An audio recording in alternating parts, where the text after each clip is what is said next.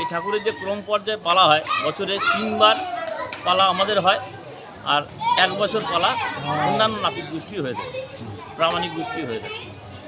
তাহলে এই পুজো খুব মাহাত্ম্য আছে। মানুষ বিপদাপদে সন্তান না হলে, বিপদাপদে হলে এই ঠাকুরকে মানত করে তাদের ফল পেয়ে থাকে। আচ্ছা আচ্ছা।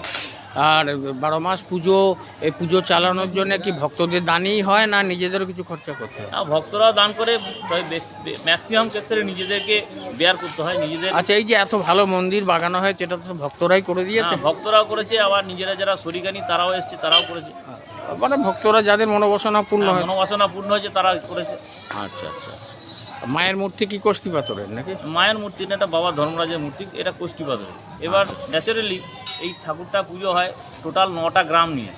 এই যে গাজন, টোটাল 9টা গ্রামে, যেমন বিভিন্ন জায়গায় যাওয়া হয়, এবার 9টা গ্রাম নিয়ে পুজো। এবং জাস্ট এক্সাম্পল দিচ্ছি, আশপাশের গ্রাম যেমন সিংহালি, জয়রামপুর, এদিকে শাহপুর, আসানপুর, ভারচো, লোহার, শুষ্ণ, তারা শুষ্ণ যেটাকে বলে, শুষ্ণ, কালুই, ভোজপুর, আটাশপুর, খাঁপুর, এরা সব পুজো আসে বা পুজো হ্যাঁ, ওখানে বাড়িতে বাড়িতে পুজো হয়। আবার এখান থেকে শাক বলি হয়, গ্রামে ধুমধামও আত্মীয় স্বজন আসে। আত্মীয় স্বজনও আসে।